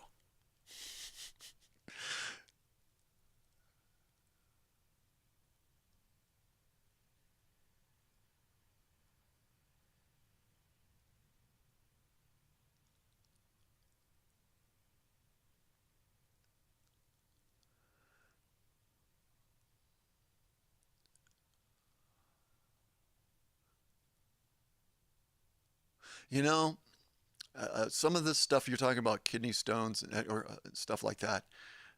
I wish one of the things I desire to be able to do is to be able to buy stuff for people and send it to them just because they need it. I it, Nobody needs to know that I did it. I'm just saying that. Otherwise, I would find a way to be able to do it, and hopefully, I'll be able to find a way to do it because that's a conviction I've had for a long time. I like I like to be able to do that. As a community grows, perhaps I will be able to do those things like that because it's just because you know I've been through a lot of physical problems. So in the process, in some cases, it took a long, long time to figure out what was the issue. And then once I found out what it was, then I looked to find a solution or a potential healing modality for it. And within that process, you know, I have gained some knowledge in certain areas that I know can be beneficial to others that are struggling through things and they're trying to figure things out. It's not fun to have to go through, especially things that are really difficult, extremely difficult, like over the last 4 years, 2020, 21. It was for a long time, it was very difficult, very extremely difficult. So difficult, I can't even explain how difficult it was. And I had to figure out what was wrong with me. I had no doctors tell me anything because they didn't know anything, especially, just the way it is. But I had to figure all this stuff out on my own at the time, and it was extremely difficult to be able to do that. But I did it. Some of what I went through, is blank. I don't remember certain times within that transition. It was just like I was just talking to Daphne the other night. I was mentioning that, as far as there was certain thing that transpired with me which I won't talk about exactly what that was because it's private. And I don't remember what happened after that.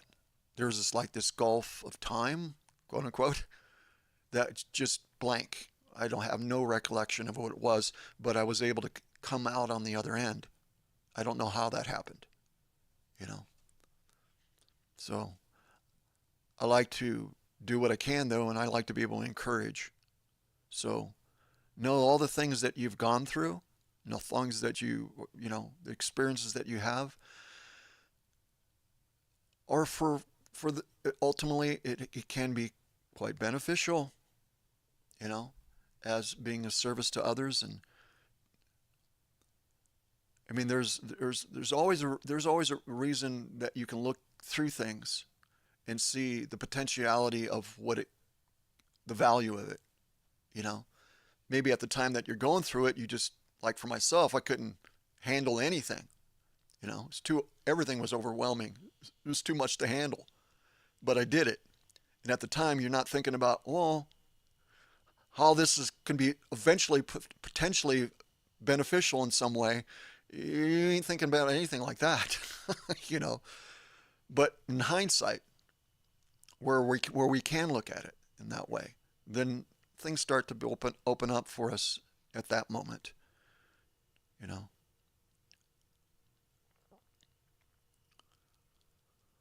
Well, things here are not easy.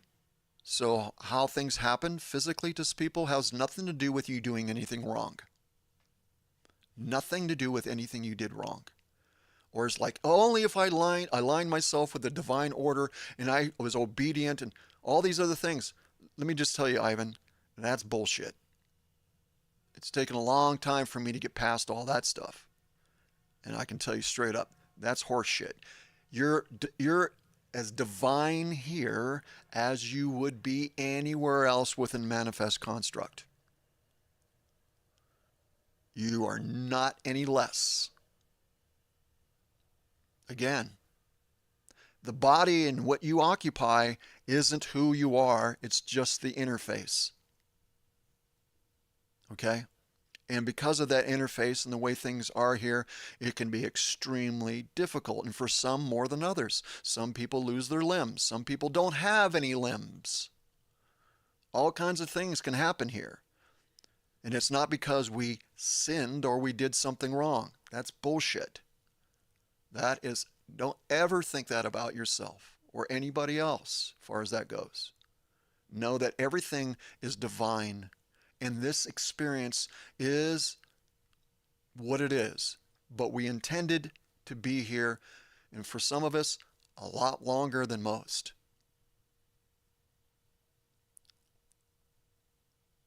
Yeah, just be yourself. Don't try to analyze things too much. It just becomes.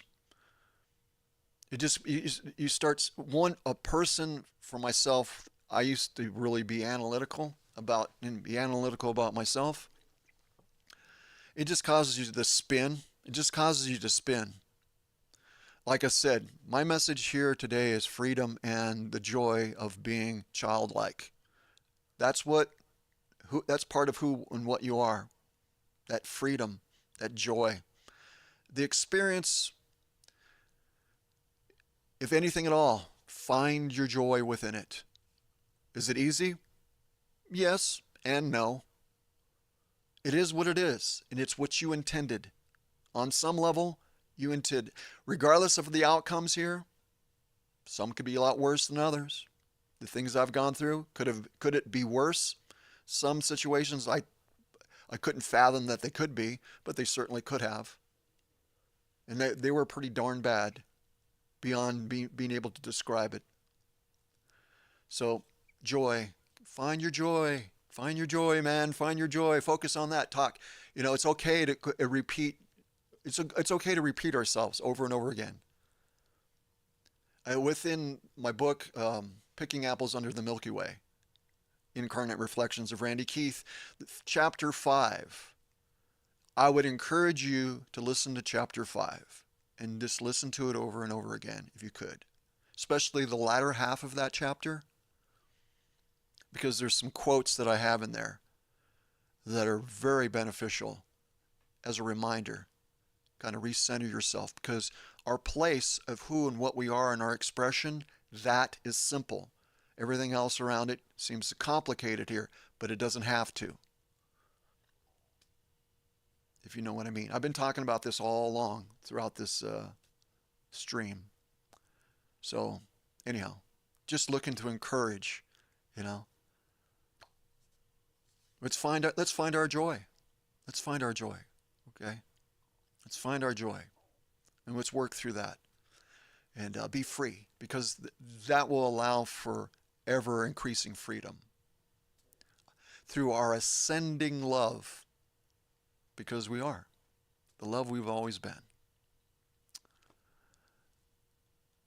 Awesome. Masters in hydraulic engineering and analytical analysis. Well, I was talking about personal analysis. Looking at myself and basically critiquing me. I did that for decades. That was my reference.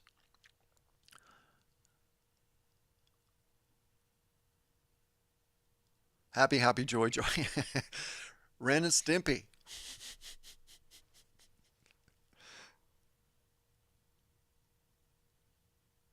Well, thank you, Ivan. Thank you, Ivan. I appreciate you being here and remarking and commenting and sharing uh, about your life. And that's I'm glad this could be a platform for you to be able to share some of this. So I appreciate that. I really do.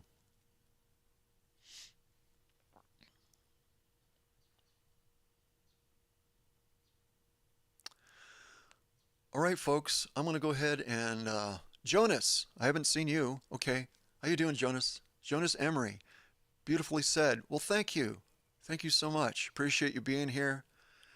Again, thank you everyone for being here. Thank you, Daphne, for doing a great job as you always do. And we'll be talking to you. I think I'm gonna be. I probably am going to be doing another live Monday, but it's going to be for Australia and Tokyo within that time zone. So it'll be 10 p.m. here Monday, um, Pacific Standard Time, because there's folks over there. Um, Savannah, I don't know if that would be good for you or not. I don't know if that locks into your time zone or not, but um, anyhow, so I'll be doing that probably this coming Monday. At least I'm going to try to do it every week, but I'll do what I can. But that's the objective. I did it last Monday, so Sally's over there in uh, Australia, and so I kind of really wanted to do it for Sally because he's been um, involved with this channel for a while now, and I really appreciate the support. It's all about us working with one another, And I have a platform. I've been here for 15 years, so it's really about facilitating community. Really, that was really my initial intention when I first started. And so I appreciate when I see other people that come in and they stay, you know, because it's about endurance. This thing that we're doing here, it's about playing the long game, so to speak. So, yeah, my analysis was an internal analysis. So it was more it was a combination of looking at myself and also criticizing myself in order to create correction for myself. Some of it was authentic, some of it was indoctrination, but I don't want to go into that thing, but that's what I was referring to.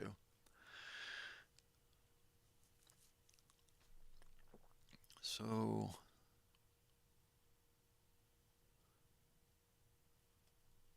well, thank you, Daphne. You're always too kind, so supportive, so wonderful. Daphne's wonderful, folks. She's great, and I'm so fortunate and lucky to have her in my life. So, just want to make that known. So, I'm going to go ahead and check out, and I will if perhaps Monday, but Wednesday and Fridays here at 10 a.m. Pacific Standard Time. Um, if you want, you can go over to Patreon. I'll put the link in the description as soon as I get done with this, and you can read the last post, which is an edit of the post that I had put in Patreon about 3 weeks ago, which was a video about the workshop, and that pertaining to our multidimensional anatomy. And if this is what I have updated the post with, if that's something that fits into what you would like to be part of, um, just follow the instructions according to what's been posted there in Patreon. All right, folks, thank you so much. Blessings to all of you, and we'll talk next time. Thank you again.